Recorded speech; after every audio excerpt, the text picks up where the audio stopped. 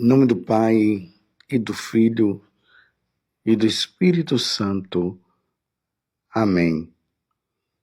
Naquele tempo, a mãe dos filhos de Zebedeu aproximou-se de Jesus com seus filhos e ajoelhou-se com a intenção de fazer um pedido. Jesus perguntou: "O que tu queres?" Ela respondeu: "Manda que esses meus 2 filhos se sentem no teu reino, um à sua direita e o outro à tua esquerda." Jesus então respondeu-lhes: "Não sabeis o que estáis pedindo? Por acaso podeis beber o cálice que eu vou beber?" Eles responderam: "Podemos."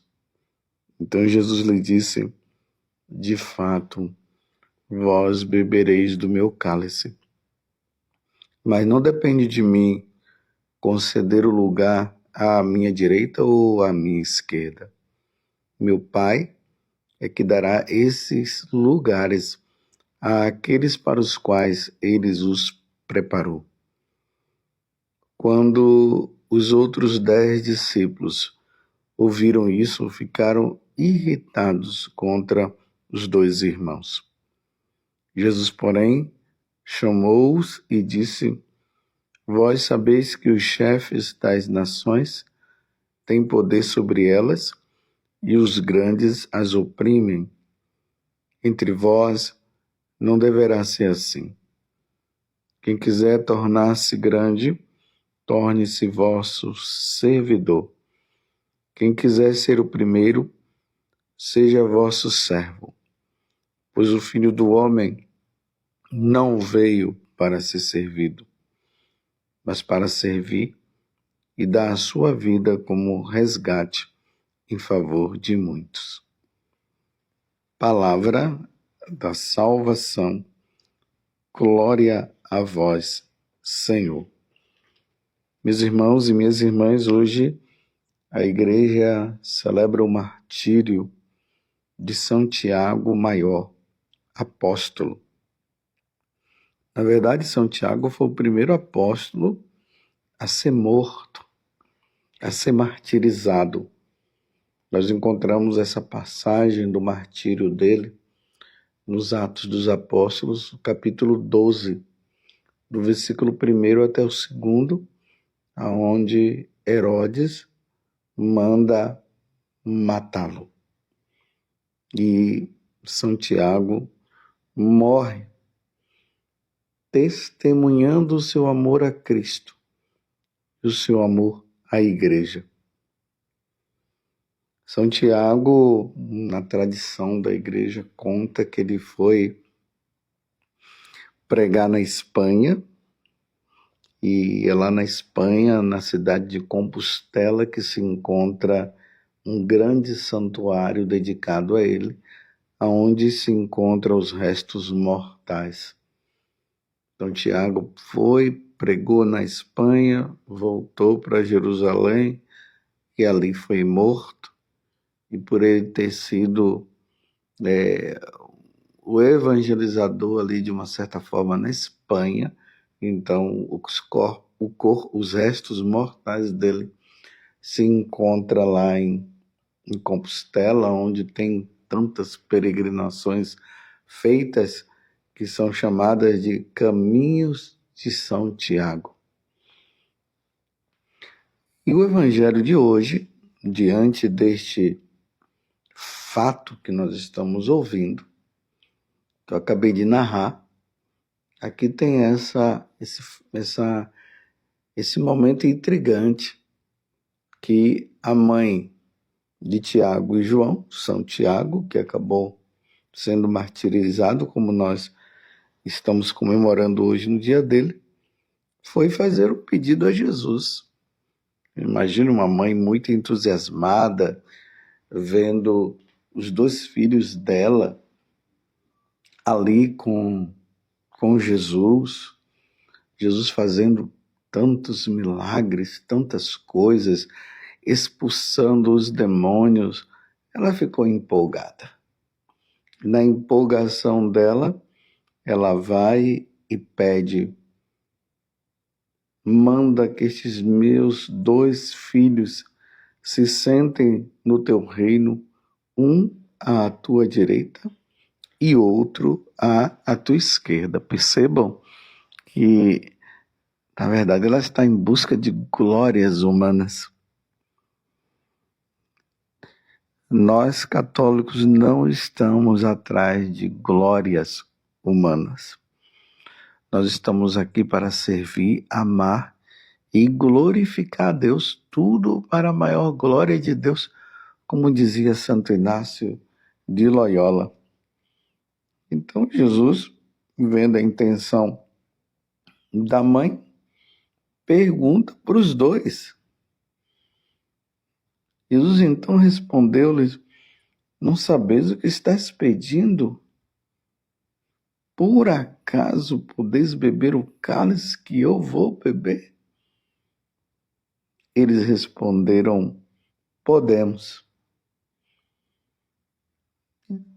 Não sei, meus irmãos, se eles estavam entendendo o que na verdade Jesus estava falando. Beber o cálice significa derramar o sangue, porque esse é o cálice que Jesus teve que beber. Quando Jesus veio do céu, Jesus passa por todo aquele sofrimento, claro, o derramamento do sangue e tudo, porque ele veio para isso. Ele veio para se oferecer em sacrifício, realizando a vontade do Pai. Tanto que lá no Monte das Oliveiras, quando estava se aproximando o momento de Jesus morrer, ser entregue, isso aconteceu pela traição de Judas. Jesus entrou no momento ali de desespero. Aí narram os evangelistas que ele começou até a suar sangue. Lucas é que vai trazer esse detalhe. E ele diz ao Pai: afasta de mim este cálice. Mas ao mesmo tempo ele diz: mas que a minha vontade não seja feita, que seja feita a tua vontade. E naquela quinta-feira santa, depois de Jesus ter instituído o sacramento da ordem e o da Eucaristia, quando ele vai lá para o Monte das Oliveiras e passa por esse momento aí de aflição, Jesus é entregue na mão dos homens, como ele mesmo disse, e ele passa por um julgamento injusto, porque eles mesmos não encontraram, isso as autoridades religiosas do tempo de Jesus, ali representada pelo Sinédrio, eles não encontraram nada que pudesse prendê-lo, mas acabaram levando para Herodes, ou melhor, para Pilatos, e ali Jesus é condenado à morte e ele morre. Jesus passa por toda essa situação de sofrimento. Só que aqui tem uma coisa. Quando Jesus fala aqui, tanto para a mãe de Tiago e João, e também para os 2, se eles estavam dispostos a beber o cálice, e eles falaram: podemos. E aí Jesus vai dizer: de fato, vós bebereis do meu cálice, mas não depende de mim conceder o lugar à minha direita ou à minha esquerda. Meu Pai é que dará esses lugares àqueles para os quais ele os preparou. Quando Jesus fala isso para eles, Jesus está dando uma resposta para todos nós católicos. Você está também disposto a beber do cálice? Você está disposto a dar a vida por amor a Jesus, se for preciso? Seguir Jesus significa passar por todos os passos, por todas as situações que Jesus passou. Ninguém pense que o seguimento de Jesus Cristo é fácil, não. Porque nós vivemos num mundo onde o mundo se opõe.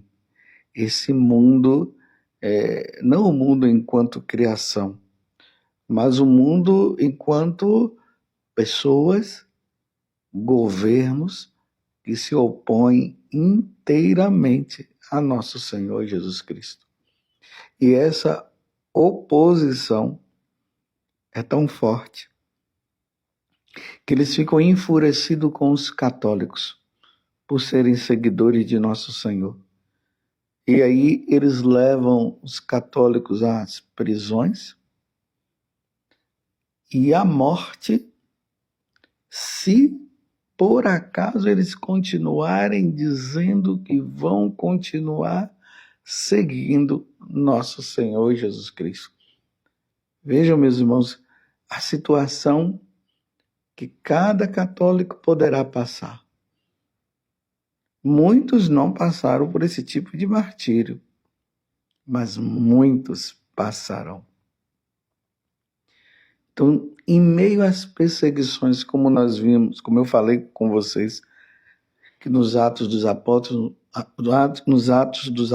no capítulo 12, do versículo 1 até o 2, ali narra a morte de Tiago, que foi uma perseguição ocasionada por Herodes. Todos nós poderemos passar porque o mundo caminha para isso. Lê essa passagem do Evangelho de hoje, que está em São Mateus, capítulo 20, de 20 a 23, ou melhor, de 20 a 28, é renovar diante de Jesus essa fé, esse propósito de morrer, se for preciso, por amor a Cristo, por amor à sua igreja. Diante desta pergunta que Jesus está fazendo para Tiago e João, você está disposto a beber o cálice que eu vou beber? Essa pergunta que Jesus faz, ela faz também para mim. Padre José Augusto, você está disposto a beber o cálice, se for preciso, diante de uma igreja perseguida, diante de autoridades que não querem saber de cristãos, que não querem saber de nosso Senhor Jesus Cristo, que não quer saber da Igreja Católica? Se for preciso, você está disposto? Esta é uma resposta, meus irmãos, que nós devemos dar, mas é preciso pensar, é preciso rezar, porque no tempo em que a igreja ela foi perseguida lá, no período do Império Romano e também em outros momentos, vocês pensam que todos os cristãos, no momento do martírio, eles foram fiéis? Eles tiveram disposições? Muitos meus irmãos negaram. Às vezes eu fico observando pessoas empolgadas e dizendo: sim, eu morro pela igreja no tempo da perseguição, eu morrerei sim pela igreja, porque eu amo Jesus Cristo e tal. Meus irmãos, isso é graça. O martírio não se dá simplesmente porque a pessoa quer. É um momento de cooperação com a graça de Deus, é um dom. Então, voltando à pergunta que eu mesmo fiz para mim, será que eu estaria disposto? Eu digo, meus irmãos, agora que não está acontecendo perseguição nenhuma, que não, de uma certa forma, não há uma perseguição declarada, eu digo que agora eu estaria disposto a beber desse cálice. Mas, ao mesmo tempo, eu peço a Deus a graça que, se isso vier a acontecer, que no momento eu não venha a negar nosso Senhor Jesus Cristo, querendo salvar o meu corpo, querendo me livrar da morte. Vocês se lembram que esses dias no Evangelho nós vimos isso? Que nós não podemos ter medo daqueles que matam o corpo, mas sim devemos temer aquele que depois que nós morrermos, a nossa alma foi diante dele e sermos condenados ao inferno justamente por ter negado. Se lembram que Jesus disse que aquele que se envergonhar de mim, eu me envergonharei dele também diante do Pai? São Tiago passou pela prova. Mesmo que ele não tenha entendido ainda, diante da resposta que ele tinha dado, junto com João, podemos, no momento ele foi preso e ele morreu. E ele derramou sangue por amor a Jesus Cristo. Que o Senhor nos dê esta graça. Nós vemos aí tantas mensagens de Nossa Senhora nas aparições, Nossa Senhora falando desta situação que a igreja vai passar. Lembremos lá em Fátima, que fala da morte do Papa e muitos cristãos sendo martirizados.